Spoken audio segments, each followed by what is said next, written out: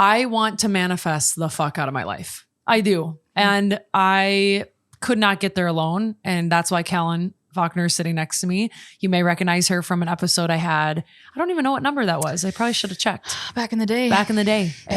We talked a lot about finances, I remember at the time. And a lot has changed for you since then too, which we'll talk about as well. But you guys, I would like to mark this as a turning point for the podcast completely. Like, it's not going to be the same.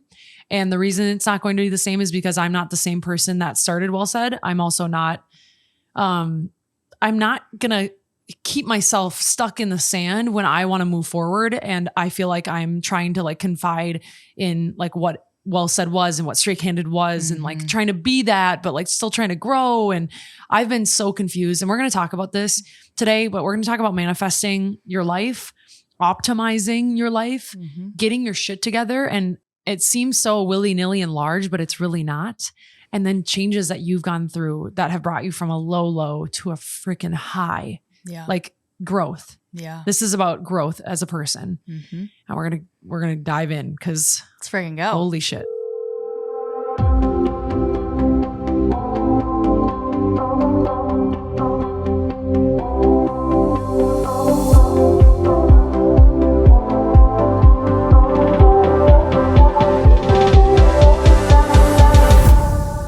I've been reaching out to you. Yeah.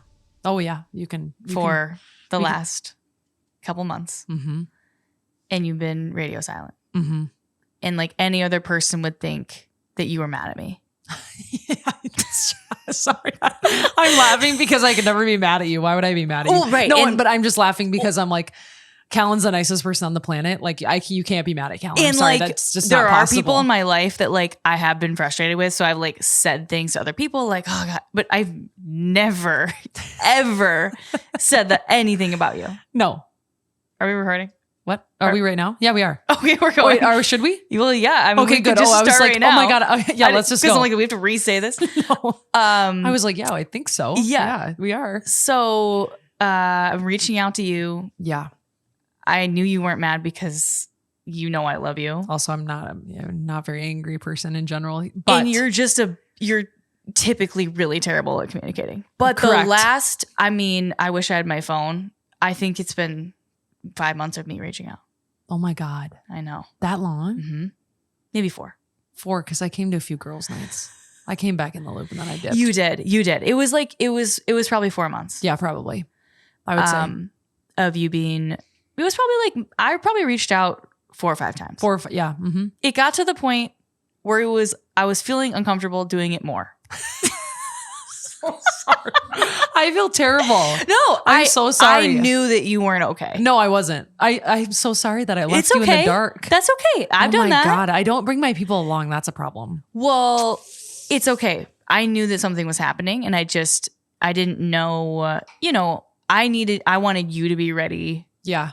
To go there. Yep. And part of it was like, I'm just going to give you your space. So I think I sent you a voice note maybe like 2 weeks ago. Yep. Just another like, hey, thinking of you. I hope you're alive. I see you on social.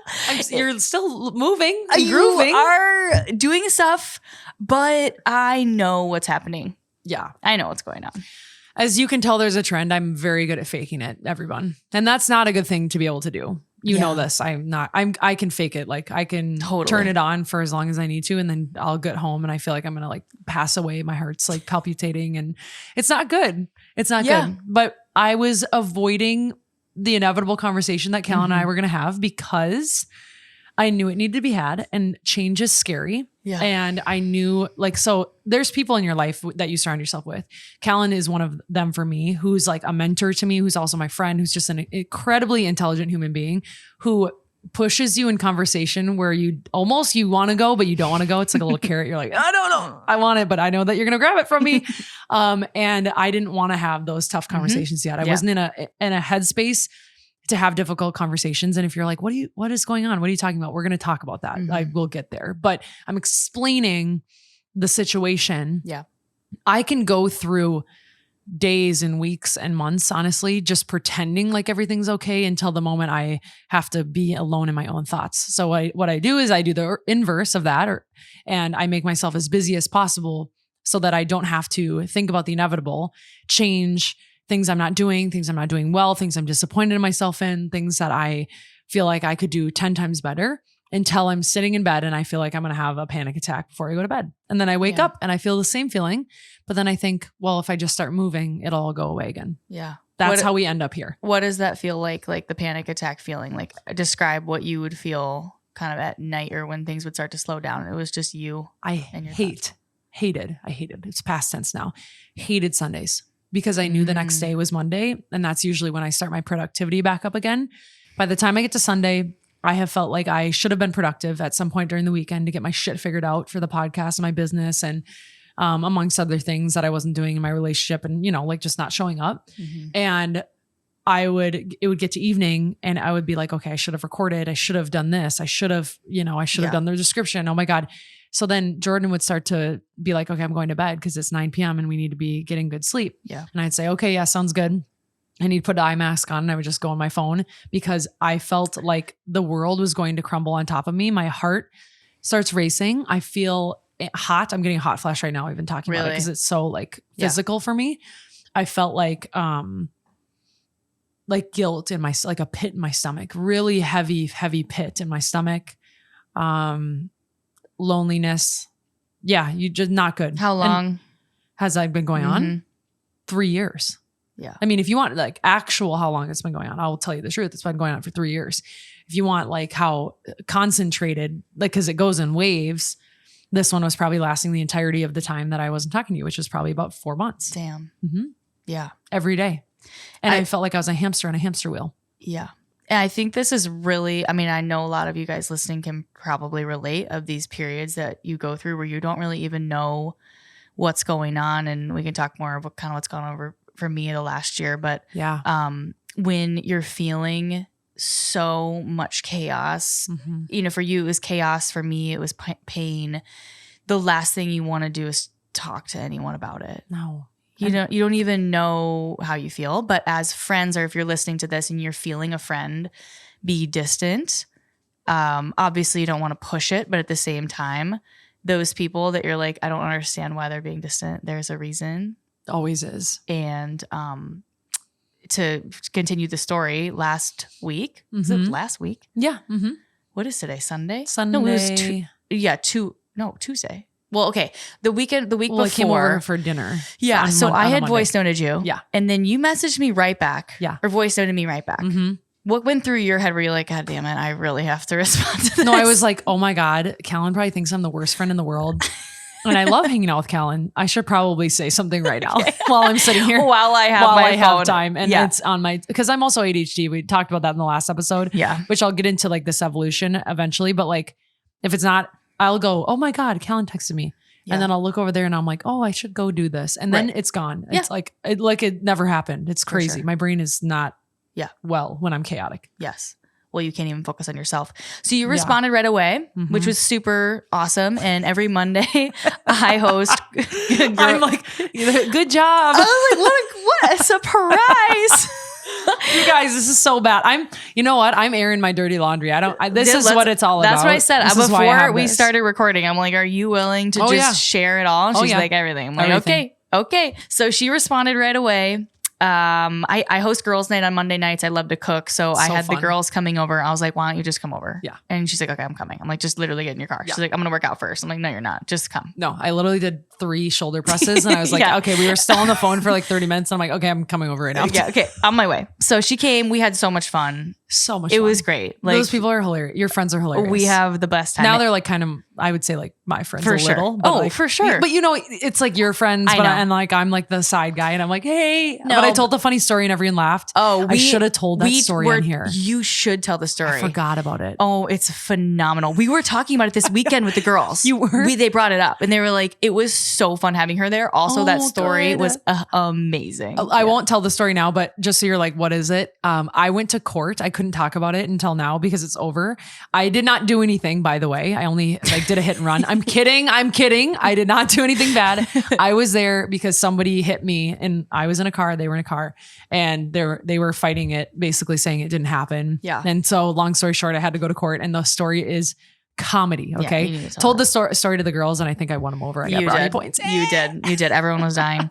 Anyways, we had so much fun. It was like, I could feel you had energy. I felt like you were a little bit back, but at the same time, I knew that there was something there. I think you organically, I didn't ask if you wanted to work on the business, did I? No. No. I think I asked. Okay. So I'm pretty sure I did. Yeah. And then you said, I really want to talk about the business. Yeah. And I was like, yeah, anytime. I love that. So that's actually scary though to do because I knew that I was going to sit down and like answer questions that you're about to hear that are like, you'd be like, oh, really? Like that's the behind the scenes of this. Like, fuck. You felt, yeah. I was like, I'll say it. Yeah. I didn't transparently want to do this anymore at all. I wanted the podcast to be done. Yeah. Yes. Mm-hmm. I was like, I can't do this anymore. I'm literally like, I'm squeezing out content that like for people. Yeah. Yeah, for sure. So Tuesday I come over 5 days ago. We start talking about it. You had a lot of notes. You had a lot of numbers, a lot of analytics, and we just pulled it way back. Yeah. I was like, what the fuck can I swear on here? Yeah, of course. I swear all the time. I have a potty mouth. People know that. They're like, fuck it. I don't care. What the fuck is going on with you? If you could summarize the answer to that, how would you respond? I would say that I had been avoiding the inevitable of that I've changed as a person and this podcast was going a little bit still parallel to the old podcast that it was. That's not a bad thing. It's just where I was. You're different now. I'm different. I'm 27. I'm getting married. I'm moving forward. And honestly, the podcast felt like I'm just talking about fun conversations over here that like I think people would like. And over here in my real life, I'm drowning in anxiety, depression, possible issues with hormones, like feeling sick to my stomach every time I try to do something, living in guilt, which is a vibration that I obviously learned about with you. And like, it can cause disease, which could be why I'm having autoimmune issues. 100%. And like, I felt purposeless. I felt like I'm not the person that anyone wants to listen to. I'm watching these numbers of followers drop. On social really is what it was. And I felt like I couldn't continue this anymore. I didn't know what my purpose was. I couldn't even give you an elevator pitch of like what Well Said was like a week ago. I'm not joking. I'd be like, I don't know. I felt like a coward. I felt like I was going to try to pitch myself to brands to work with me. And I didn't even believe in what I was doing. You're like, I don't even like what I'm doing. I don't like what I'm doing. No. Yeah. And I can tell you why, because we've gotten there, but like this was a whole process. Mm-hmm. Yeah. So you felt, I think really stuck. It felt like if we've rehashed this a lot. We've just spent like the entire day together today, just like going through all of this and making some big changes. So what it felt like for me was there was a lot of shame around feeling of not wanting to do it anymore. Yeah, very shameful. And what was the fear that you had? I'd let people down. Yeah. You know, it's like everybody wants a platform. Everybody wants to be heard. Everyone wants social, like to have big social accounts, whatever. It's like, and you get here, I'm telling you right now, it's the least fulfilling thing you'll ever feel. It's nothing if you don't have a purpose behind it. Yeah. And I didn't have a purpose. I was just like, what? And I felt like I'm wasting my platform. And when I have a voice to do what? To talk about like things I don't give a fuck about that are in my past, the old me, like rehashing old relationships that I've had. Granted, there's ways to do that where it's like I can learn from it or teach other people things and be talking to an expert, for example. But talking about ex-boyfriends or, you know, just like, it's like, I am like so over not that and person. over and over. Yeah. And it's not purposeful and it's not the podcast I would go click to listen to. Yeah. Many of them weren't. And the ones that I really liked, like Mason, who's my friend's brother, who's in a wheelchair, who's talking about his life. Yeah. And Andy, Jordan's podcast co-host, who's had addiction struggles. Like I was the most nervous to release those, thinking like they were steering from my path, but they were the ones that resonated with me. And really what was happening was my body physically is telling me that I care about something completely different than who I was even a year ago, 2 years ago, 3 years ago. And that's the direction I need to go, because I cannot literally, I don't do anything without a purpose. If I have no purpose, I feel guilt. I mean, exhaustion, every human, I crumble. Yeah. I mean, every human being needs to have a purpose to their life. Would it be fair to say that you were making content decisions based on what you thought would do well, likes wise, following wise? 100%. Well, looking at it being like, wow, people really like this. I should do this. People really want this. I should really like change the topic to this or the title, or like find a story that's really like going to do well in clicks, because ultimately, yes, you want to grow, but that's not my purpose. It comes after. And I should also change my question too. Like, doing well is, this is right. Like, I know you were doing what you thought did well in the past. Yeah. Which is not where you want to be 3 years from now, which is which we're going to get into a lot, talking about manifesting and like actually creating your dream life and what those steps are. But one of the steps to that is deciding where you want to be 3 years from now. Yeah. Which you didn't really know. And that also is really difficult when you're in chaos to even be thinking about the future. But it is so important to get yourself there, because if you don't know where you're going, you don't know what actions to take right now, because you're not reverse engineering your plans. Our brains are so fucking stupid. Well, their brains are smart. Well, they're smart, but they're dumb. Pretty fucking stupid. I was feeling a little bit dumb today. Your brain, it makes sense. The only, like, when you're making decisions every single day about the podcast, you're looking at the numbers, you're looking at the data, and you're looking at the past episodes. You're like, which ones did well? Your little slice of tiny little blip on the radar podcast versus what's actually doing well, where you actually want to be, who you actually want to be, what you actually want to be doing, versus you're spending all your energy on like which ones did well. It's like totally normal. Everyone's doing that right now. There are people right now, they're like, well, in the past it was like this. Present moment, here's how the past is. The past is a place of reference, totally. And we can have gratitude for what happened, and there are lessons that we've learned, but the future is what we need to, our present moment needs to be focused on, the actions that we're taking right now. So we're getting a little but what you're saying is you pigeonhole yourself by looking at the past. Yes. You pigeonhole yourself into the only patterns you know. Yeah, exactly. Whereas growth comes from new patterns. Growth comes from, and growth, personal growth, whatever it is that you want to grow, comes from unknown. Yes. And all I was doing was circulating in my backwards like direction, and also talking about shit sometimes I didn't care about. Yeah.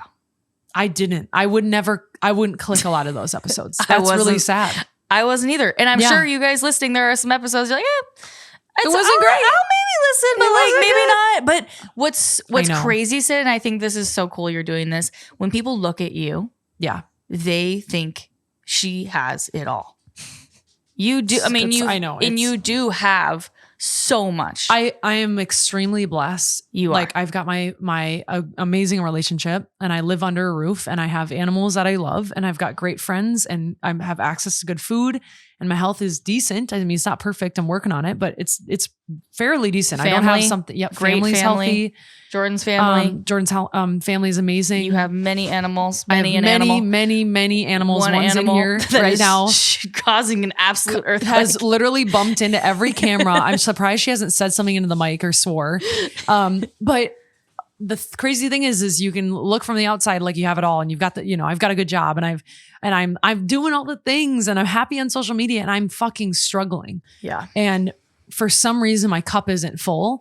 And I'll tell you right now, when I feel shame and guilt and my cup isn't full is when I know for a fact I am not speaking my truth. Yeah. I'm not doing what I'm supposed to be doing, and I'm not moving forward. Do you cry? Not often. Yeah. Interesting. Do you feel like you might cry and you don't? Sometimes, yeah. I felt like I was going to cry of relief earlier. I told you that when we were talking about all this planning. I wish you had. I know, me too, but I'm not good at that's. Crying is like very good for your body. I did cry yesterday when Jordan overwhelmed me. Good.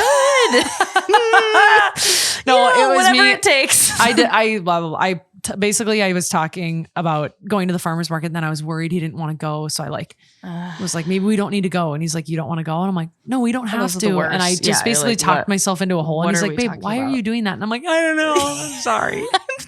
I'm doing great. I'm struggling. Okay.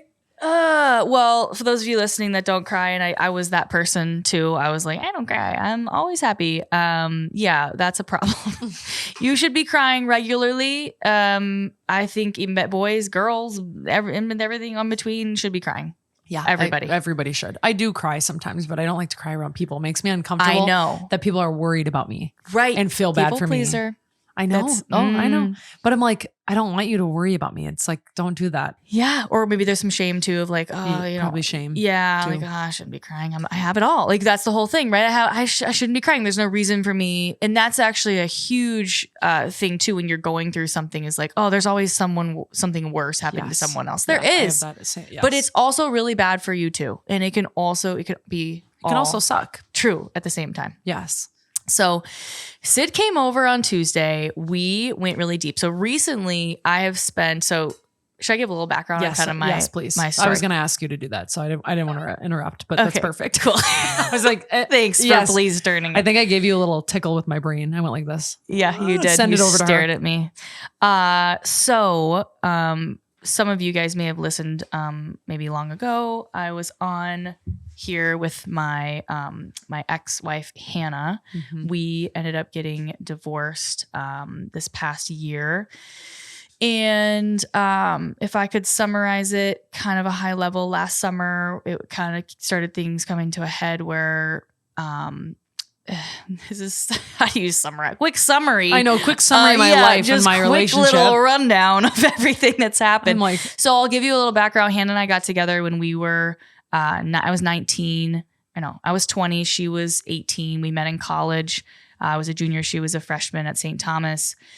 At that time, gay marriage wasn't legal. So that time was really difficult to we weren't out. I hadn't like ever come out. My family didn't know. I didn't even know I was out. It was one of those times where you're like, I don't even know what's going on.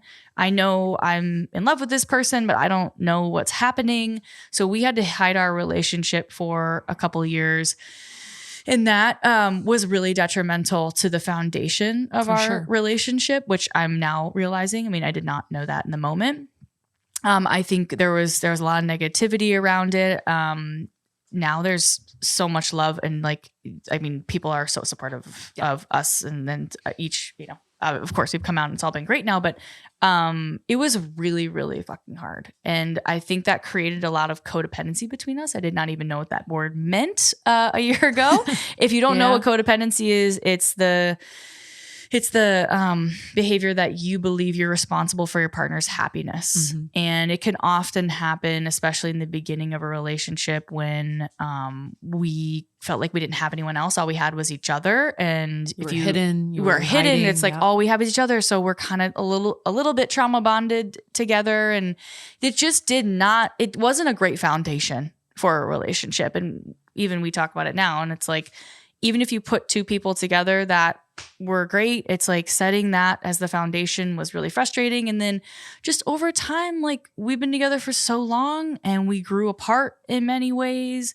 And last June was kind of the month where it really took a turn of like, this is actually happening. We had just bought our first house in May. Yeah. We had just gutted it completely. And it was like, what the fuck is going on? So to orient you as to where I was, I've been, we were in couples counseling like right during this time. And our therapist would ask me like, what are you feeling? Yeah. When we would come into those sessions. Also, I think regardless of your relationship, if you're in a great place, good place, bad place, you should be seeing a couples counselor. But regardless of our situation, it's just so important to be doing that for your relationship. Imagine the communication skills you can learn while you're good and utilize to stay good versus utilizing them needing something when you're bad. My next relationship, I'm like, first date, let's just go why don't we just pop in? I don't know. Office hours. Anyone open? Mind if I bring someone in here? We're just starting off. What's your mom's name again? I'm like, it's early. It's early. Yeah. I don't know her mom yet. Yeah. So we were in there and every day they would ask me, how are you? And I would say, I don't know. Like I literally cannot feel my body. I am fully numb to my emotions. This was like February of 2023. I remember you around this time. Yeah. February, March. And I grew up, amazing house, amazing home, amazing childhood. Yeah. And my mom, if you're listening, I love you. You did so great. And dad, you're crazy too. The issue though is that we didn't do a lot of emotional stuff. We didn't do a lot of emotional talking. We didn't really, it wasn't really like, what are you feeling in your, and who does? Like, no, maybe now, like we're finally like asking our kids what they're feeling, but everything was so great all the time. Mm-hmm. And they shielded us from everything. They shielded us from anxiety. They shielded us from sadness. If there was a money issue, shield. If there was a freaking even 9/11, it was like shield. Like, oh my God. In a little, a little bit, it was just everything is fine. Everything is great. Good. Well, you get into the real world and you're like, wait, no, like this is hard. Like stuff is hard. Mm-hmm. And I think I'm feeling scared and I think I'm feeling anxious, but I didn't even know I didn't even know an emotion was a feeling in the body. Yeah. I did not know that until last year. I'm not going to lie. That's the first time I've ever heard that. Fantastic. Or like even thought about what that means. Yeah. Like I'm feeling something and then I use a word to describe it emotionally. Yes. Yeah. And my therapist, a really cool exercise. I started doing individual therapy last May when we started to see like what is happening. And I was like, I need to talk to someone without you there. Like what is going on? And she did this exercise for me and it's so fascinating. I really encourage you guys to do it. Watch a really, really sad movie. Marley and Me. I hate watching sad movies. Right. I hate that. Yeah. You know why? Because you're probably going to fucking cry. I know I'm going to. And I hate you don't want to cry. I don't want to. You need to. You need to watch a sad movie tonight. I don't like that. See? I get sad. Why do I want to get sad? Because you need to process it. You need to get it out. So she had me watch a sad movie. At that time, I was so upset about like what is happening with Hannah and I that I was like, I can't even. So I watched what's Hijack, the show Hijack. Okay, yeah. Yeah. So I was like, I can do scary. I'd rather do like people eating people. Like no worries. Yeah. Chilling. No, than like Marley and Me. I can't do it. So relatable. But it's actually so fascinating because I felt watching the show, she had me write down like, what do you feel in your body? And I was feeling tightness in my chest. And she was saying, that's like fear.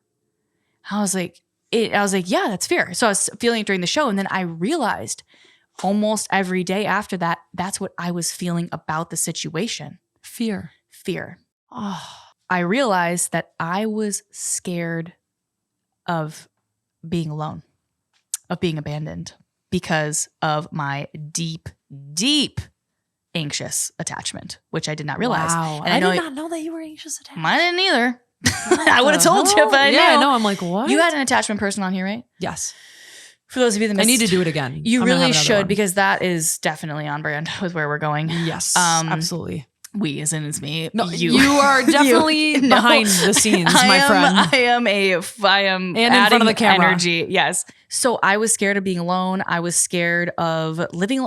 Even just scared of we're going in this house remodel. Like she's moving out in August. I know that it's probably going to be me, paying for it on my own. And obviously we have so much love for each other. Yeah. I should say that. We have so much love for each other. She's so amazing much respect for each and other, of course. And we always will have just, I will always give her the greatest. We were together for so long. So much. And we all know. Yeah, totally. I totally respect. So you it's not like it was, it was definitely a conversation, but someone's got to pay for the house and someone's going to live in the house. And I wanted to live in the house. Yeah. So I knew I was scared about, when Hannah would go out of town for work, I would make plans every single night.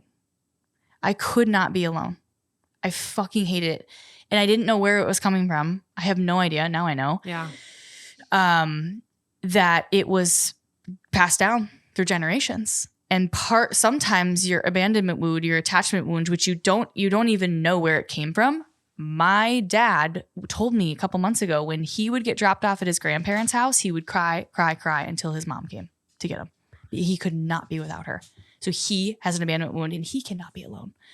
So it doesn't, sometimes the therapist is like, well, what happened when you were 2, 3, 4? What happened during your birth? I'm like, sometimes you just inherit it from and it's the way that they probably act when you were little and didn't want to like, let you go. Totally. I mean, I used to have, my first anxiety attacks would come when I would go to sleepovers and I felt like I couldn't leave. Yeah. So it was actually like technically claustrophobia as well, but it was manifesting in like anxiety attack because I felt like I didn't have the choice to go home. I wanted my parents. I wanted to go home. I want to go home. 100%. I want to go home. Like, and I just like would freak out and cry until my parents came back. So I'm just saying, I know that feeling. And I think a lot of people, can see how to connect the dots between I was this abandonment attachment style in relationships and how I show up and I need to be with people all the time. And it's very relatable. Oh, it is. It's so painful. I remember being at the farmer's market with my mom. It was a Sunday and she didn't know what was going on because I didn't tell anyone what was going on until probably I told a couple really close friends, but I didn't really tell anyone until like September. So it was 3 months of me holding all this. And I mean, like, talk about being sick. Like, it's what happens. Like when you hold that stuff in you, that is what's and we'll talk about like levels of energy and all the things I've learned since then. But it's like physical. Like there were times last summer and even last fall where I would have chosen physical pain, like literal. I would have been like, I would have rather be stabbed right now than like feel this emotional pain. Just like ripping. What I realized too is that I lived with my parents until 18. I immediately moved in with a roommate in college. Then I met Hannah and then we lived together. I have never been alone. I never lived alone. And Hannah regulated my nervous system. When I was feeling sad, when I was feeling down, I would go to her. Before I would go to my mom. So my whole life, I've always had another human being that regulated my nervous system. And for those of you that are single, I'm sure, and live alone, like I'm sure you get it. There are times when you're so sad and you have to fucking hug yourself. Literally look in the mirror and be like, I love you and you're okay. And I'm here with you. Like that to me before I was like, no, I'm not doing that. I'm not doing that. I would rather not live than go through that. So long story short, it was really painful last summer, but I do think, I mean, anytime you look back, now I'm in the place of like, holy shit, you cannot, I mean, we couldn't even talk for like 3 hours of like the transformation that I have made emotionally. Oh my God. But just like there's a very high level and even a place of sometimes when you're in these situations, when you're in it, you do not know what is happening. And I have a very optimistic mindset. So throughout the summer, I was like, we're going to get back together. Like there's no way. So it just like got me through. But with the house remodel, it was $100,000 over budget. Holy freaking shit. The house. Yeah. Yeah. Now there were things I probably could have said no to, but like I wanted to do it. I wanted to get the office. I wanted to do a lot of the things. Your house is amazing, by the way. Thank you. Yeah. It really is amazing. And I didn't want to do another project. What are you going to do? Do the top upstairs and then like blow out the downstairs a couple of years later? I'm like, I just want to do it right now. So I say over budget. Like I loved our contractors. They were great. There was stuff I could have said no to, but I think there's also a moment of understanding that when you're in positions like this, sometimes you don't understand, but it puts a pressure on you that you'll do things that you would have never done had there not been pressure. Yes. So 100%. I was feeling it in my body. I ended up having last July I did like 115K in my business, which was like literally created out of nothing. I put together a course. I just started cold calling my clients. I'm like, did you see my emails? Like I'm doing this course. And they're like, oh, I don't check my emails, but like, well, how much is it? I'm like, it's 4K. They're like, just sign me up. Sounds great. I'll be in. You're freaking kidding me. It was such an unbelievable experience of look what I will do. When put under pressure? Put me under some pressure. And then even like, I had an event this last April for some of my clients and I came in and that's like one of my biggest things in business is like, it's realizing like I thrive in pressure because I know it'll take me. This same exact thing happened in April, had a huge tax bill. It sucked. I was so down about it. I walked in to this coffee shop on April 29th. I wrote in my journal, you know what? Why don't you just fuck this and have a 200K May? Why don't you just say fuck it and like just go for it? Just do all the things you did last July. Did the exact same thing, 220. You're joking me, dude. Dude, I know. I'm telling you. What the hell? It's like, but when you're in it, and that's insane. I wouldn't have done it had I not in April literally been like crying on the couch with my friend Steph, whining about our tax bills, about like how, God damn it, we should have done this. I could have done this. I could have done this strategy now that I'm learning so much more about it, which we talked about earlier today. Yes. And sometimes you just have to fucking do it. And the definition of manifesting is making it happen. It doesn't just happen. You have to make it happen. I love that, by the way. Went on a little TED Talk. No. I love where you landed. Yeah. You've been through a lot. A lot. You're also a completely different person. I cannot not even recognize myself. No, like it is actually insane, especially now that I'm like sitting and thinking about it. Like, wow, you have changed so much for the better. I hope it's not weird that we're talking about money, by the way, but I like to give those numbers because some people don't like talking about it, but I disagree. I have been really motivated by people that have given numbers. Well, you also motivated me just there. I'm like, are you fucking joking me? Like if I could do that? If I can have a $200K month, you can have a $200K month. Yes. Because how different are we? We're 6 years apart. Yeah. But you, at 27, I didn't have my own business. Yeah. I didn't have a platform. I still don't have a platform. I have 1,000 followers. But dude, if you can monetize 1,000 followers, that's all that matters. But and that will also woke me up. Yeah. That's the fun part where it's like, whoa, I thought this thing, that's a lot of what I've learned too.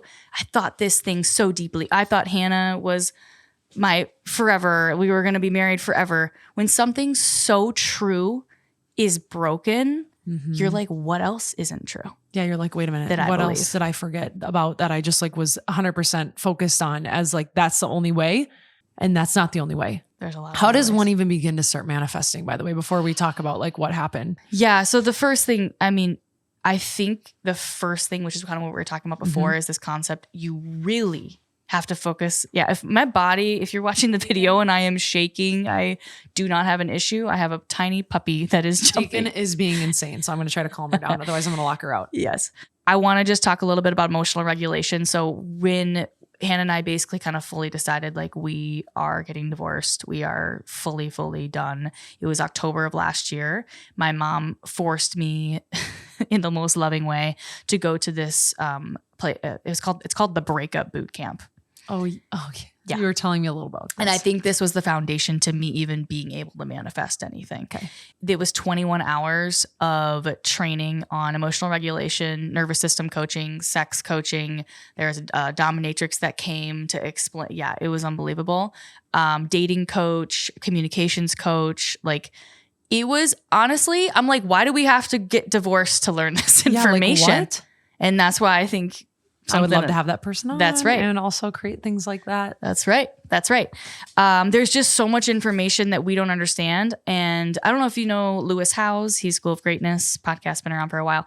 He interviewed a neuroscience, a man that's done over 1,000 brain surgeries. And he asked him, what is the number one key to success? And he said emotional regulation.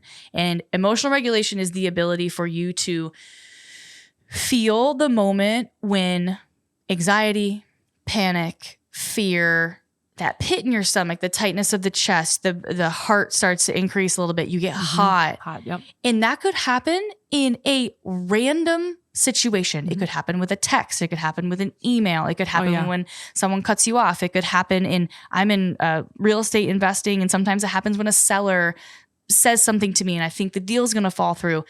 The emotional regulation is stopping and saying, okay, hang on a second. Like alarm bells are going off in my body, and I'm having some thoughts, and thoughts are just clouds passing by, and you can decide which one is real.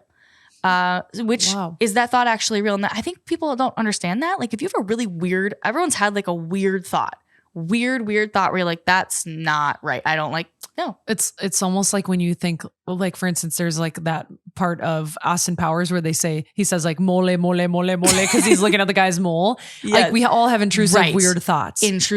Angry thoughts, weird thoughts that you're like, why would I ever even think that? And what's cool is you are not connected to your thoughts. If you are separate from your thoughts, you can have this really random intrusive thought. You get to decide what thought you actually want to believe. And that was really important for me in my journey, is like, of course, in the beginning, I'm like, I'll never find a love like this.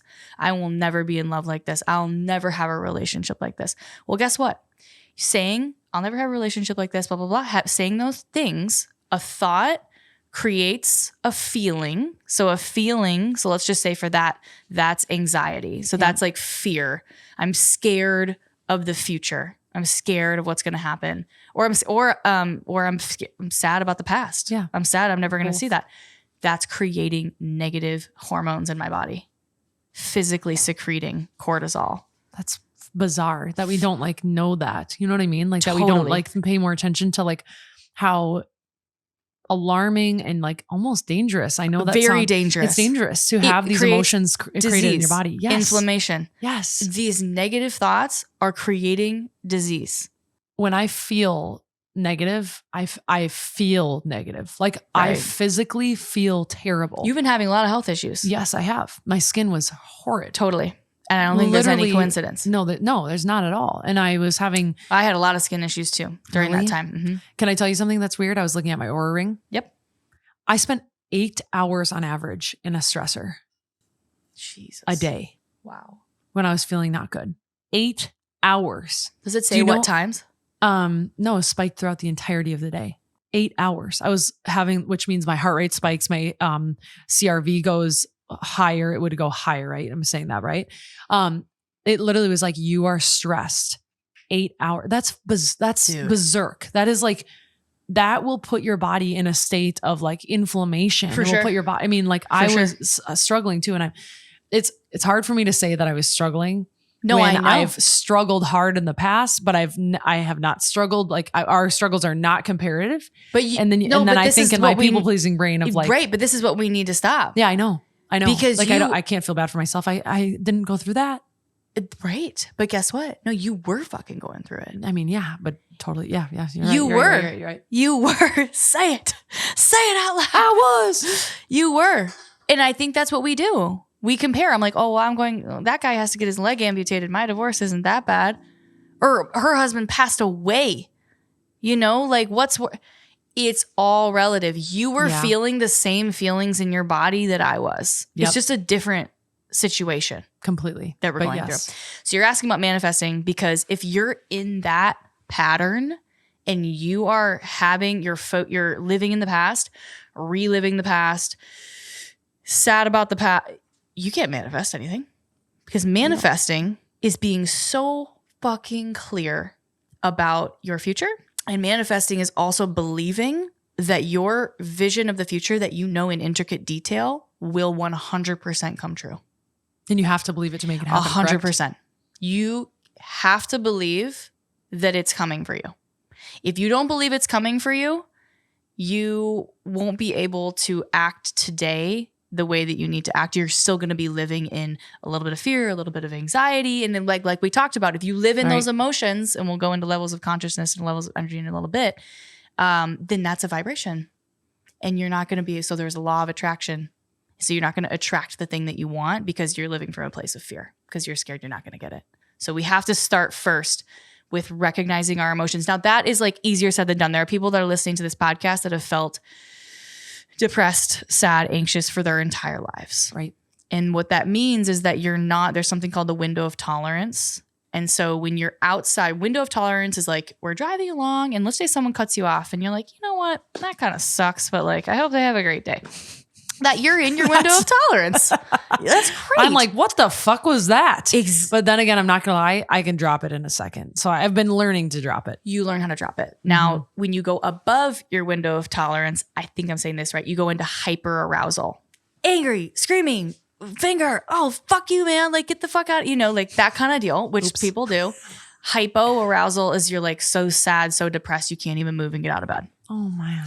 Depending on where you are and outside of your window of tolerance is different things you need to do to get you back into the window of tolerance. Now, if you've been experiencing chronic anxiety, chronic depression, your window of tolerance is a tiny sliver.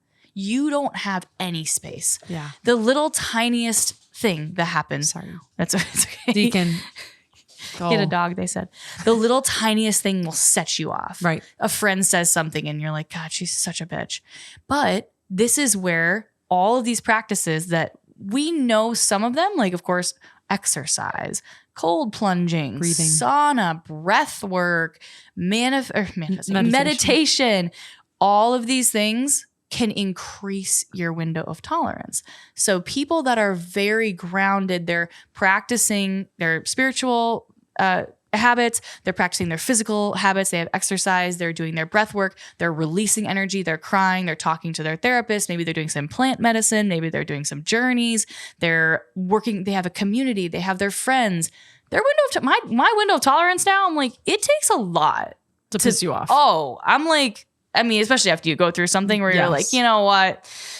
It's going to be fine. I'm good. Yeah. I'm chilling. We're good. Yeah. So, yeah, we can go into manifesting, visualization, all that, but I just wanted to touch on. That's super interesting though. Piece. No. I think this all comes together, and I feel like my window of tolerance was slowly getting smaller as the longer periods of time that I was spending under stress. Yes.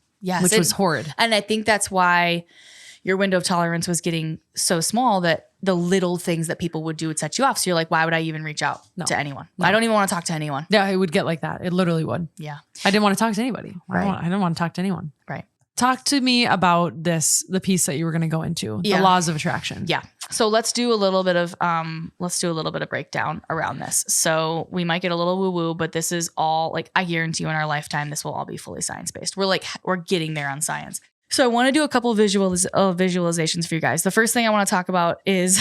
Sorry, Deacon, you need to leave her alone, babies. Yeah. Just ignore her until she... Okay. Just for now. She needs to learn that she has to wait. So the first thing I want to talk about is physics. Okay. Are you ready? I'm ready. A little physics lesson. All right. So are you familiar with Isaac Newton? Yes. Cool. So he was the first creator of physics. He believed that what you see, hear, touch, smell, taste, feel is reality. Mm-hmm. Pretty simple. Mm-hmm. A plane starts in Chicago, ends in New York. It had to touch every little piece to get to New York. It is pretty similar. It's pretty easy to understand. Yeah. Then this idea of quantum physics came along. Okay. Have you heard that word before? Mm-hmm. Quantum. And it is way too sciencey for me to explain. But what I can explain to you is that in quantum physics, there are things happening with the way that atoms move, the way that molecules move, that don't make sense. They're jumping to different time frames. One thing I can explain is, when you have two magnets and you are holding them but backwards, when you're a kid and you're like, you love they won't go together, bouncing that together. Yeah. That little energy between those two magnets doesn't make sense in Isaac Newton's theory. Like, what you can't see, touch, taste, smell that energy in between those two magnets. Okay. Yeah. I'm following because of that. Yes. Yep. Right. So there's all this crazy stuff that's happening, but what we know for sure is that every single person, thing, place, city, country has a vibration, operates at an energy wavelength.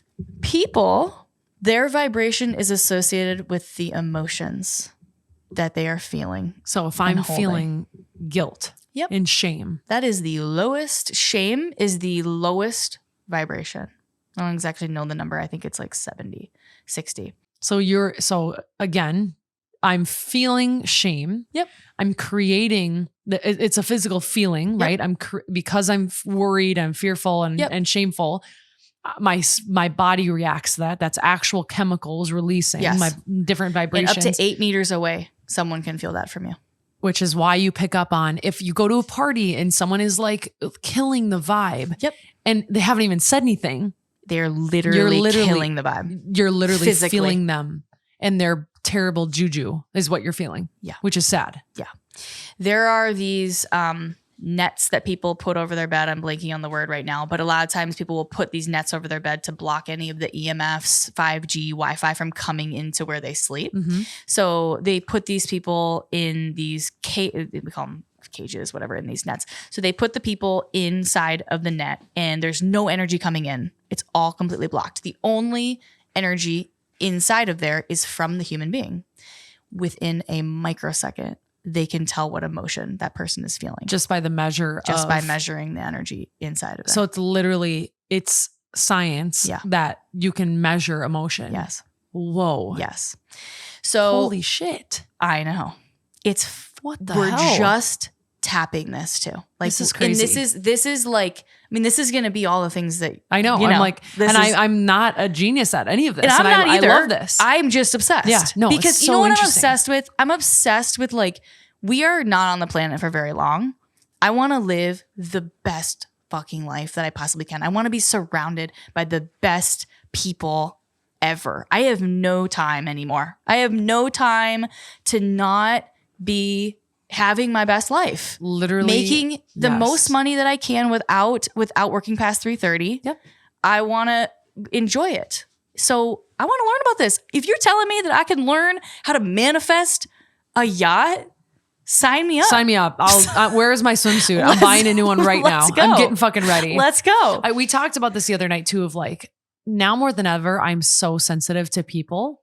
I'm feeling people's emotions. I'm feeling people's energies. And also I'm very particular about who I'm spending my time with, whose conversations are worth my time. I'm very sensitive to that right now. And it's like, I'm really spending the time evaluating, how did I feel when I left that hangout? How did I feel when I left that person? Like, if I'm not feeling very good, I'm paying attention to that now. And I used to ignore it. I was a people pleaser. I was just like, fuck it, who cares? That's my friend. They've been a friend for 20 years. Time. Totally. I mean, or like, oh no, that's a new friend. It's like, well, who cares? Like whatever. I'm sure it's fine. Yeah. And this is something that if you're listening to this, start paying attention to it. And I know there's and there's probably people in your life that you're thinking they're not it. Like, and here's the thing, anyone can change, but I personally right now don't have time to wait for that person to change. And if I'm walking out of a conversation and we had a surface level conversation for an hour and a half about who the next bachelorette is, trust me, there are times. Okay, well, that can be fun with a group, but in a group, totally. But if I'm catching up with a friend and we aren't talking about how we're actually doing and what is going on, that's now a requirement for me. And some people are like, I don't want to talk about it. That's you. Great. You're not ready for that yet. But once you start to make some of these moves and start to actually really feel what you're feeling, you're not going to want to not, because it's like, this is a requirement. I also will say, and this is an observation, when I am physically vibrating, or like, meaning I'm in a different emotion. I'm content, or I'm enjoying myself, and I did the work to look at what the fuck was bothering me.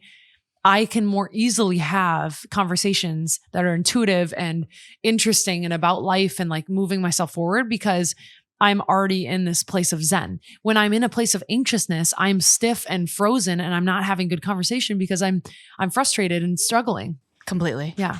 So let's go back to the magnet thing for a moment, because I want to talk levels of energy. I want to bring this all the way back around. Okay. So we're on the manifesting track still. This is not a 5 minute We're still answer. there, everybody. Yep. If you're still listening, thank you for listening. Here. So when you're vibrating at a very low vibration, remember the law, there's a law of attraction. So it means that things that vibrate at the same frequency are attracted together, and things that vibrate at different frequencies are what is it called? Pushed apart. So let's talk about somebody that's holding shame.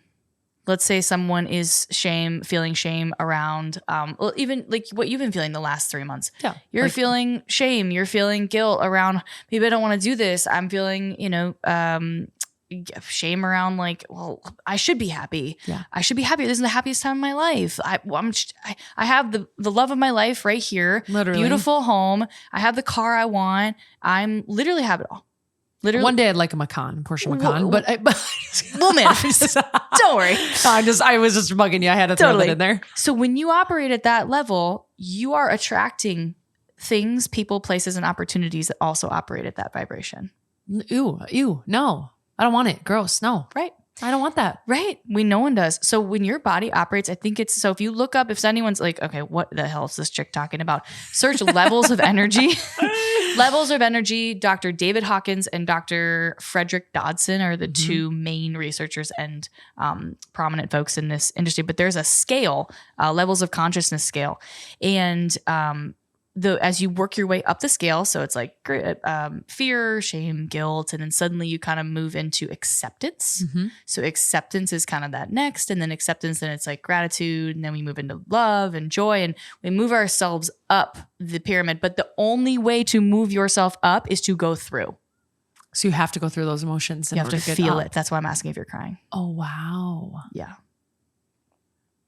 Frick. I got to watch Marley and Me to get to the other side. God damn it. Don't make me do it. Jordan, we're crying tonight. Waterworks tonight, baby. It's going to be sobbing. First, House of the Dragon. Then we can go into the sad movie. Yeah. Fine. That's why when I watch Facebook videos, which I'm never on Facebook, by the way, but they just come up. So and it's like a veteran coming home. Oh my God. I'm bawling my eyes out. Why don't you just watch veteran coming home videos all night? I'm coming home. Home. For those of you emotional feelers, because there are a lot of people that are like, what the fuck are these people talking about? Like, you feel everything. There's also something to be said about that too. The opposite scale of like, you need to choose which emotions are real. So for us, for someone that's have you had Enneagram on here? Yes, but it was a long time. I need to do that again. Refresh. Yeah, we're refreshing everything.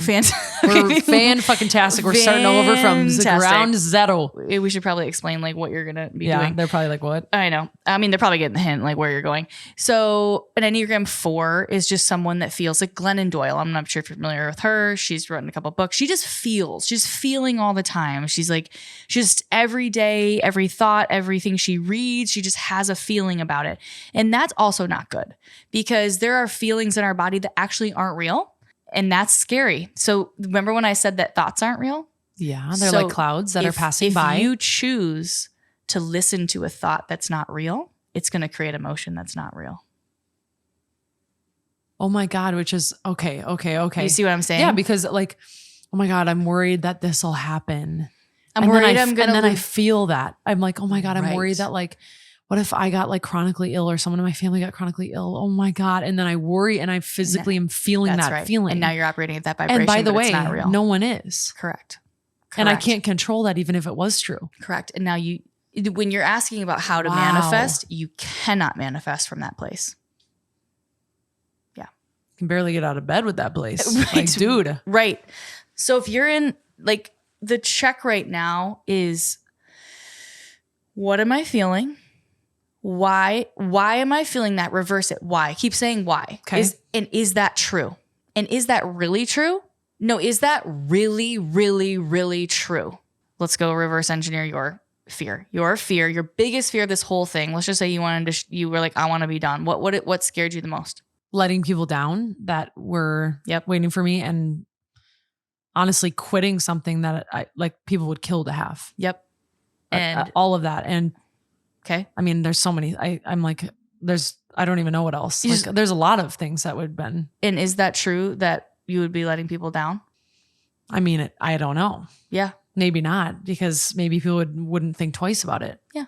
Yeah. All of those things, all of those emotions. Yes. Or all of those things were my fear. Yes. So you're having thoughts. I would argue a lot of the thoughts that you're having around, I think it goes one level deeper. I'm just going to put words in your mouth. No, go ahead. We've gone through this, yes. so you know. Letting people down, but people are going to be mad at you. Oh, yes, absolutely. That's exactly what that is. That's the next level fear, right? It's not like, let me, whatever, but like they're going to be mad. They're going to send DMs. They're going to disappointment. See you out and be like, what the hell? You know, like you failed. Right. They're going to say, oh, that girl failed. She failed. I'm thinking of another thing people are going to say to you. What's another thing someone would say if you just shut it all down? Like what happened? Why? Yeah. Where'd you go? And no, not even that. Like, what a waste of an opportunity. That's it literally circulates in my mind. You know what I think about? When people get on The Bachelor or The Bachelorette and people will be like, oh, they were just like a beam of light really quick. They got this platform and they didn't do anything with it.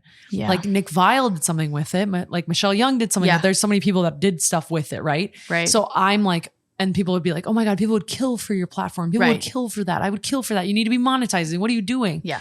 So I have a fear of like people saying that you failed and what a waste of an opportunity. I don't really even think it's failure for you. Like if you failed something, I feel like at this point in your life, you're like, I mean, that sucks. Maybe you're right. But like, that's different. You fail, I'm sure, at work, like, oh, that didn't work, or that, that project didn't work. Okay, that project worked. Like, you're not up all night thinking about the failure. No. Like, if anything, you have a lesson. You're more thinking, they've said all along, you need to do this and do that, and you have 190,000 followers on TikTok. You're not doing anything with it. That's the fear. Mm-hmm. And then what emotion comes after that of like shame. Right. Exactly. Now, which means I'm on the low of the totem pole, vibrating like a little tiny nut. Oh shit! I don't like it down here. Help! How do you take it out? I don't want to watch Marley and Me. I don't want to cry. I just want. Okay, maybe I will just stay down here. I'll just be down here if you need me. But you're feeling shame over a made up story. I made it all up. I made it all the fuck up. That's what I figured out. It's not even real. Yeah. That's what's fucking happening to literally every single person that's listening to this right now. They're just making shit up in their head. I was making up, and I haven't met my next person, but I am so 100% certain that I will, that there's no fear. Literally. I have no fear. I have no anxiety. I did. Are you fucking kidding me? I literally almost died. And then I got out. It's horrible. And we'll talk about maybe what happened of like how I got out of it. But now I am living in this like, you know what? My life is so great.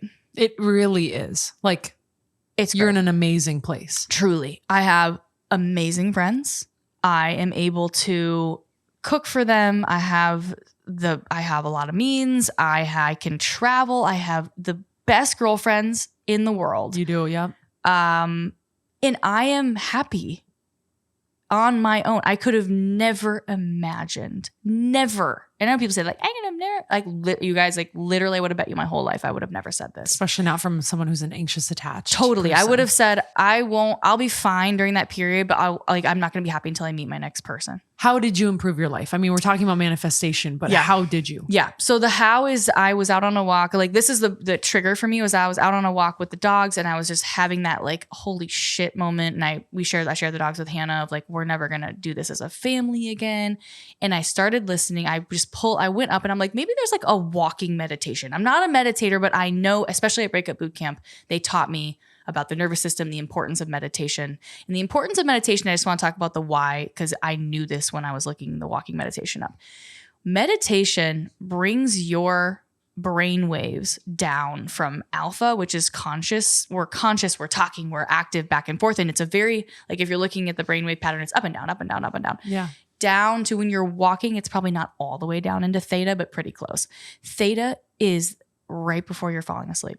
Oh, and that's good for the brain, I'm sure. It's the way that you can talk and rewire your subconscious. You can only access your subconscious. Not only, but you really can mostly access it when you're in the theta state. Now, here's another thing.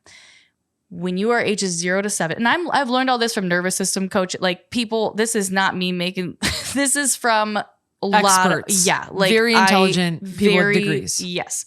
And now I have spent hours and hours and hours and hours studying this. From ages of 0 to 7, you are in theta state. You are imagining big things and you're creative and you're just kind of saying whatever. It's all your subconscious. There's no conscious and subconscious when you're 6.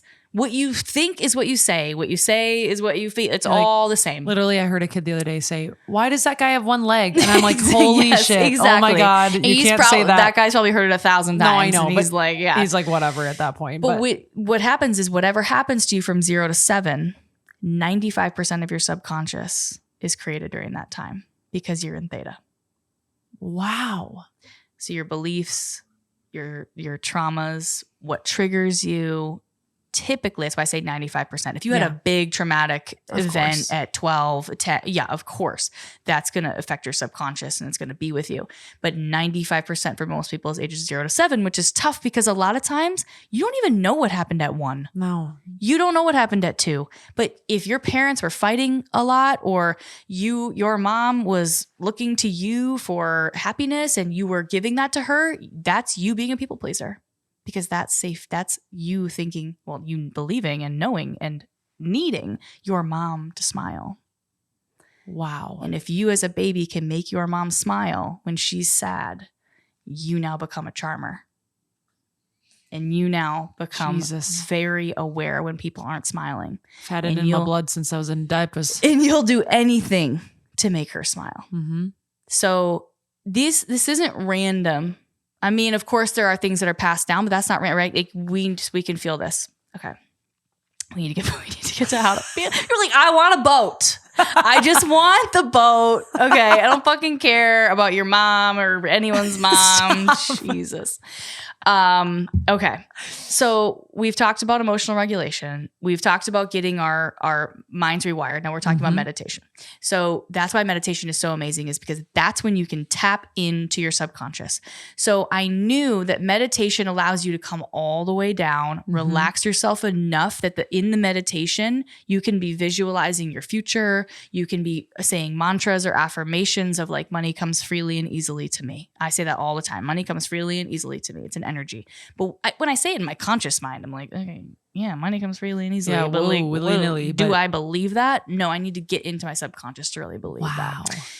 So I knew that. So I was like, maybe I can do a walking meditation. I can't even like sit and listen. I was so scared of my own thoughts. I didn't even want to think about anything because I knew there was so much shit in there that I didn't want to go there. So I pulled up a walking meditation by Joe Dispenza. If you don't know who Joe Dispenza is, please God, like, just spend a little time researching who he is. He is bleeding the edge of science and spirituality. He's pretty fucking insane. It's crazy. He's incredible. And yeah, just please. I mentioned him actually after you said that. Oh, you did? Cool. About podcast last episode. Cool. Yeah. Cool. So he had a walking meditation and I put it on and it was, I actually had brought the dogs back home because I'm like, am I going to like pass? I don't know what's going to happen. So dogs were not with me, for those of you that are like, she's meditating with dogs. And I was walking and he was talking about, it's like very intense, big music. And he's like, walk into your future. He's like, I want you to think about like, what does your future look like? Imagine a moment in your future that you like go into detail. So I imagined my future wife at home. It was like it was December. I was like, it was like football season. So I was like imagining her at home cooking and our kids were there. And I was out on a walk. I was like, I imagined the whole thing in my head, the whole story. And what's so cool is our brains don't know the difference between a story that you've created in your mind so intensely and something that's already happened. So you felt all the real feelings of what that would feel like. Yes. Yes. So I'm feeling, what am I feeling? I'm feeling overwhelmed with love. Oh, that's so beautiful. Like so fucking excited. I'm feeling joy. I'm feeling gratitude. I'm like, I can't even wait to go home and see her and see my kids. Oh my God. I can't wait. She's cooking. Like, oh my God. Well, you're the cook. Yeah. Like, what? Like, usually I'm the one that takes control. And Hannah I feel badly. Like every time I say something like that, I'm like, Hannah was a great cook too. I don't want anyone to think I'm shit about her. No, don't worry. Don't worry. No one's like my biggest fear. I haven't really talked about this publicly. I so know. I'm like, you know me. I'm like, you're being very kind though. Don't worry. Yes. So anyways, I'm feeling just all these feelings now. So I'm totally changing. And it didn't happen in a moment. This is a roller coaster. You don't just go to shame immediately to gratitude. You go back down to fear. And then another thing happens over there and I'm anxious and I bring myself back up to love. And so this is now I'm for the first time like, oh my God, if I build my future, and what they say about visualization is feel it and then let it go. You don't want to live there. You just want to know that that's coming for you. That's so cool. And then live in the present moment like you already have it.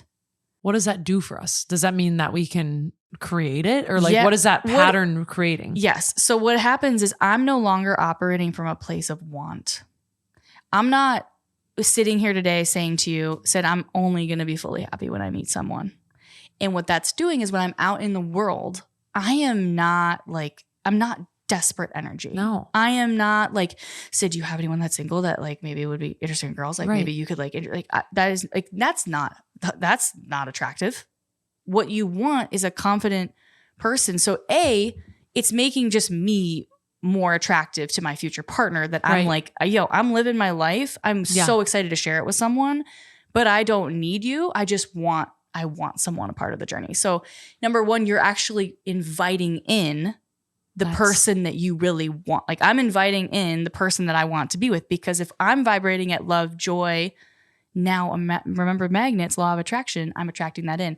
It's also putting me in such a place of peace and calm that I have emotional capacity to make moves. I have emotional capacity to travel and shop for new clothes and be excited about events and go to the concert and do the stuff. If you're living in this sadness, you're at home. You're not doing any of those things. You're not putting yourself out there. Right. So you started all this with one meditation. Yeah. And then now I'm obsessed with Joe. That's what brought you, like, that's what allowed you to start manifesting. I hired a spiritual coach last June. Course. I read the books. I went to breakup boot camp. This was not like one thing, but that was a big turning point of really learning about like how powerful the future is. God, that's so fucking cool. It really is. And you radiate that. And that's like why people are drawn to you to be like, please help me, God. Literally help me. Jesus Christ. Jesus. Like, I know that when I go to Callan, I'm like, she's going to help me with whatever my issue is. Like, I just know she will. Like,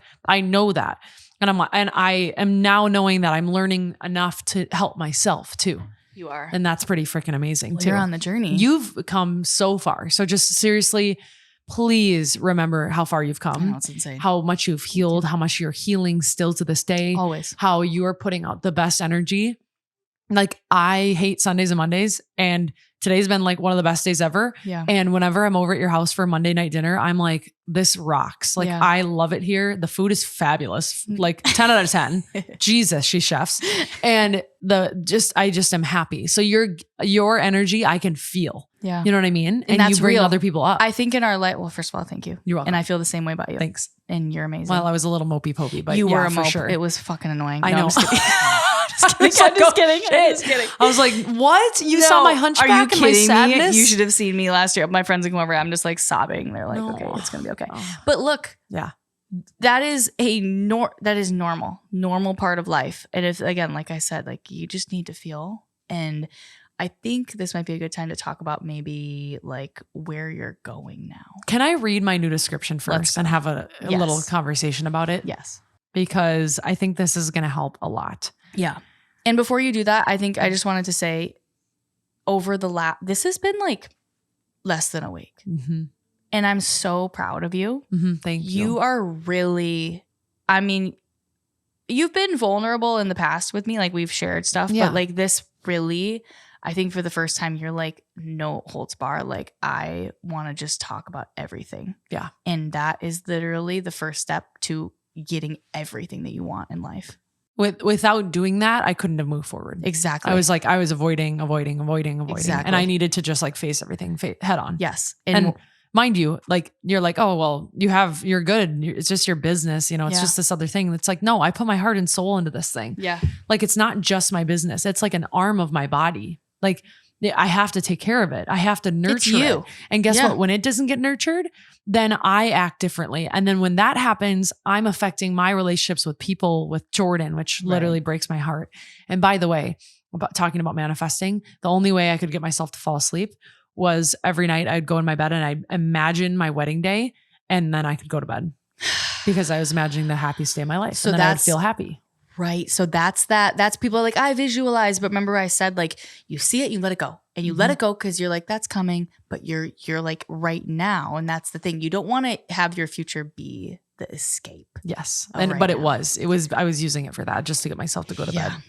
I'm going to read this. This is the way forward, and I welcome you on the journey with me, because this is going to be where I'm going now, moving ahead. It doesn't mean maybe you won't be like, wow, that's so astronomically different. Like, you may not notice, but this is a big deal to me. This is completely different. This is always where I wanted to go, and I just didn't have the balls to do it. Okay. Well Said isn't just a podcast. It's a transformative journey towards a more fulfilled, balanced, and purposeful life. Sydney K is on a mission to uncover deeper truths of personal growth, diving into topics often overlooked in mainstream conversations. Through raw and honest discussions with diverse guests, Sid brings to light hidden insights and unconventional wisdom. Each week, she explores subjects like mental health, emotional healing, relationships, and holistic well-being, offering fresh perspective and actionable strategies to help you thrive. Inspired by her own path of self-discovery, literally right now, RN, Sid creates a space where listeners feel seen, understood, and empowered. Join her for a weekly dose of inspiration and that gentle nudge to keep moving and evolving in your truest self. Subscribe now and be a part of a community dedicated to living well and speaking their truth. Yeah. Dude, what? So good. It's That's so good. me? That's you. what I'm fucking creating? That's your podcast. That's my podcast. I can't wait to listen to. Dude, I'm going to be a freaking super fan. You guys. I mean, I already am, but like for real. This is like, I was in a deep dark hole when I went to Callan's on that Tuesday night. I explained to her, I said, look, I don't feel good. I'm not well. Mentally, I'm not well. I felt this. I'm in a hole. I literally feel like I'm in a rut and I'm dragging myself around, like dragging myself to work, dragging myself to all this. I hate it. I don't want to be in this. I'm supposed to be happy right now. What's going on? Mm-hmm. I hate my podcast. I'm sorry. I do. I hate word, H word. Yeah. I hated what I was creating. I'm not happy. I'm worried about numbers, worried about this, but all to come to fruition, we talked through like why I hate it and what is the cause and what's happening. And am I visualizing? Am I manifesting? Am I using tools that are out there? No, because I was in a rut. Yeah. Had I not gotten help, I don't know that I could have gotten out of this on my own. All I could think about was you're in the same spot you were a year ago and it's creeping up. You're like 9 months in, 3 months from now, you're in the same fucking spot you were a year ago. What the hell are you doing? That's all I could think about. But the problem was, what this podcast was like, okay, I'm sharing like about friends, issues that I've had in the past and old relationships I've had in the past. And, things that I've learned that like kind of helped me in my 20s in the past. The past is over. Yeah. It's done. It's gone. It's bye-bye. I'm going over here now and I want to go that way. And this thing is like a ball and chain. It's fucking tugging at my leg and it's annoying the shit out of me because I'm like, oh yeah, here's me in the past again. Hi, like what about over there where I want to go? So what is over there? Like what's making you so excited? Oh my God. Well, I'm so glad you asked. I have my notebook right here. Like literally different levels of consciousness and how to rewire your brain and manifestation and therapy being so important and mindset and different ways to think about health and breath work and healing the body and health more than the physical. Yes. Literally all I can do to control is my life is I want to be living my best life and I want to keep learning. And that's when I feel like a spark and happy and I light up because I'm learning because it's so interesting to learn. That's what we fucking should be doing all the time. My notebook, I'm slapping it all over the place. Because I'm literally like giddy, but I wasn't learning at all. They say, we talked about this earlier, you can work on your job and make a living, or you can work on yourself and make a fortune. And I'm ready to work on myself. That's right. You guys, I've always envisioned well said as this though. Like that's what's funny is I've had sprinkles of it. And I've had sprinkles of it. Like I said, I named a few episodes earlier, Dr. Ellen, the medium that I just had on. Yeah. I mean, even the episodes of my sister, like where we talk about real shit. I'm not saying I'm not going to talk about friendships and I'm not saying that at all, but my life is going in a different direction. Yeah. And I have to keep developing if I want to manifest the right future for myself. Yeah.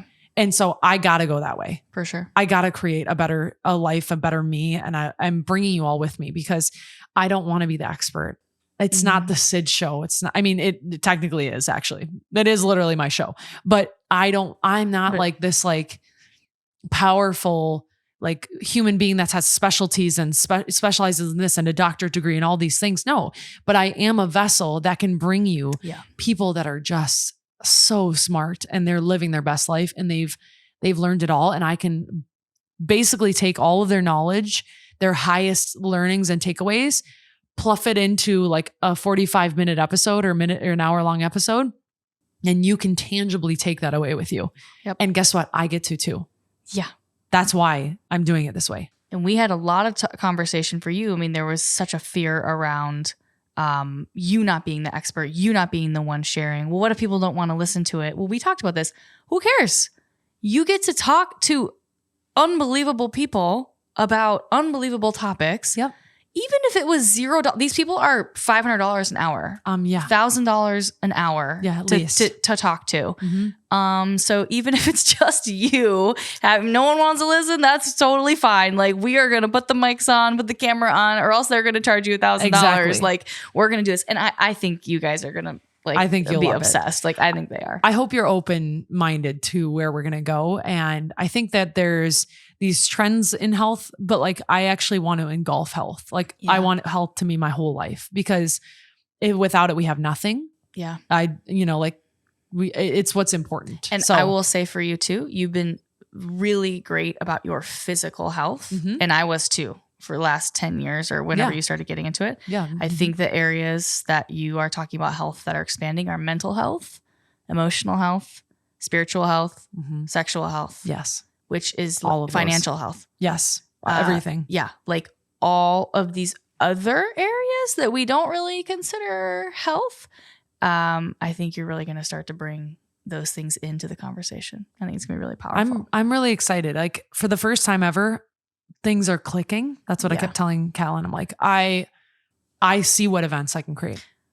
What do you feel in your body when what does that mean for you? Like clicking, like what do you feel now? Lightness, like curiosity and wanting to go explore, meaning like I want to go research. I want to go figure out what's next. You're feeling motivated. Motivated. I'm ready to make my apparel. Like I'm ready to like do things. I'm ready to maybe, oh my God, I could make a course. Maybe I will make a course. Yes, you will. Like it's like all of these ways that I was speaking to myself are changing. Yes. And I'm like, oh wow, wait, I will vlog because I will just be doing all the things I'm telling everybody else to do and showing, people to do, like cryotherapy. Like, why don't I vlog that? Because that's what I'm talking about. I should show you what it looks like and why I do it, and go do it. And like my regular life will turn into this thing that is encapsulated by Well Said, because it's where I'm actually going.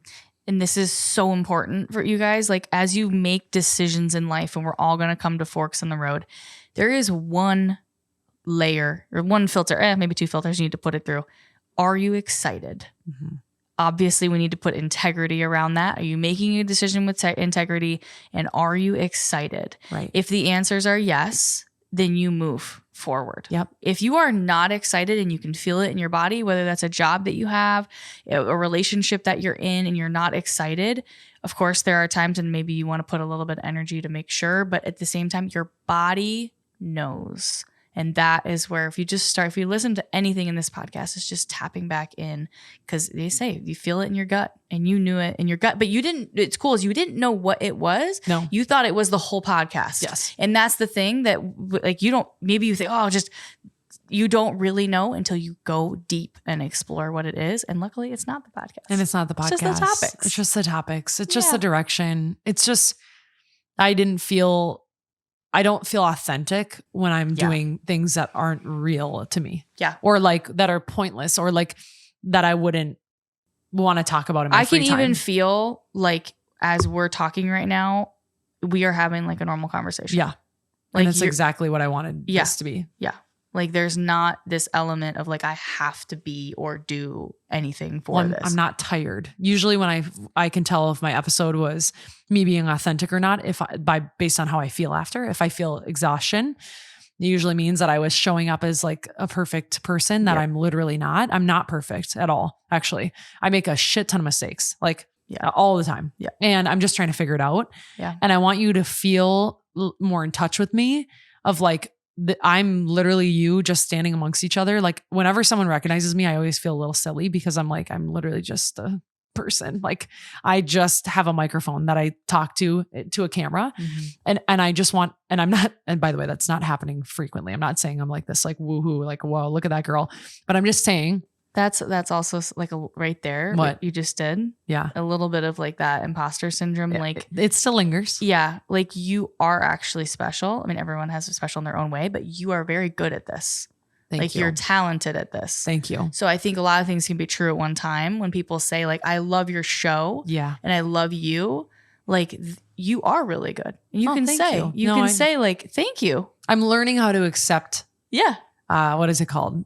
Like compliments and just like positive affirmations. Yeah. And because I know be like, oh wow, thanks. You don't want to feel guilty. Like, we're not any different. No, you're not. This is just part of your job. Like this is what I do on the side. Profession. You're really good at it. Yeah. Thank you. You're welcome. But not without help. Like people like you. Oopsie. So, sorry, but what? What'd I do? I could not do this alone. This would never be really. Oh, I see what I'm doing. No, it's fine. But it's true. Double knee slapper. We're working on it, guys. Bottom line, you're coming along on a fucking journey with me. I'm going other places. I'm gonna explore. I'm going to learn. I'm going to get smarter. I'm gonna live better. Yep. Because I would like to continue doing this for forever, but it has to be and feel like me in order for me to do that. Mm-hmm. And without that, I would have fucking thrown these cameras out the garbage can, and I would have like peace and blessings. Off with the wind I go. I'm going to become a hippie and I'm going to live in my yard because I don't know what the hell's going on. Now you're just going to become a hippie and you're going to talk about Honestly, you guys, we have a date. We're going to like the herb store. Like, who the fuck am I? Yeah, we're going to get some guys, crystals. I used to think I was like a Kardashian, and look at me now. I'm like living it with the hippies. I want to go. I'm ready for a naked retreat. I don't know. With the trees. I don't know what's going to happen next. But what am I saying now? It's like it said you need a snack. Yeah. To wrap it up, Callan, you've actually helped me immensely. I cannot thank you enough. I want that literally to be like so obvious that she has brought me to a point where I can actually breathe again and talk in full sentences. I love it. Because I used to have a stuttering problem with my anxiety. And I'm just grateful that I'm moving forward because I was so stagnant that it was suffocating, like truly. And I think when we work really hard and we put a lot of pressure on ourselves, like we struggle with that. Like I'm starting to feel it. Oh my God, I'm getting claustrophobic. Oh my God, like I'm not doing the things I said I was going to do. I'm not living by my truth. When you feel that, instead of freaking out and like crushing yourself inward and just like going into isolation mode, try to address and figure out what the fuck am I feeling and why am I feeling it? If I had just written it down, journaled, manifested, done a little meditation, I think I could have figured it out. But I needed your help to figure out now, what do I do? You needed a process. You're a verbal processor yes, too. I am. So some people can write and it's great, but you needed to talk. Yeah, I need to talk through with someone because even though I already know my opinion, I want to bounce it off someone. For sure. Just because I'll ask you a question. I'm like, no, I already know the answer. Whoops. Crew, I hope that you come along on this new journey with me. You can still call in for advice. I will tell you what the person coming on is going to talk to us about. And if and when it makes sense, obviously call in 612-470-7569. You can call me. You can ask me anything. That doesn't mean that life advice goes away. It actually just means we get to go deeper and it gets to be more meaningful. Like we'll have life coaches on. We'll have all of these different types of people for you, for me. And we're going to just get to learn so much more. So I'm fucking jazzed. So proud of you. Thanks. Thank you for being here. Always. Thank you for helping me with this. This was tough to put to truth and like actually say it out loud, but I'm proud of everything, all the growth that you've done, all the growth that you've helped me accomplish. 5 days, baby. It doesn't take that long. 5 days of like putting in the fucking work, and I'm literally really jolting forward. You did. We will have you on. Yeah. To talk about optimizing AI oh my God. For your day-to-day. So much fun today. You guys, I know that you're like, AI, what the hell is that? Because that's how I am. I literally could have done what I've done over the past like 9 months in a matter of maybe 3 hours. Couple hours for sure. AI. For sure. Yeah, we just dove into it today. We'll come back on and we'll talk about what happened today. We will. Thank you for being here. Appreciate you. One of my besties, also mentors. So can they reach out to you if they're interested in like learning something now, if they want to do it now? Yeah, absolutely. Where are they going? I'm on Instagram, Callan Faulker, Callan. Just DM me on Instagram if you want to know, I don't know, about AI.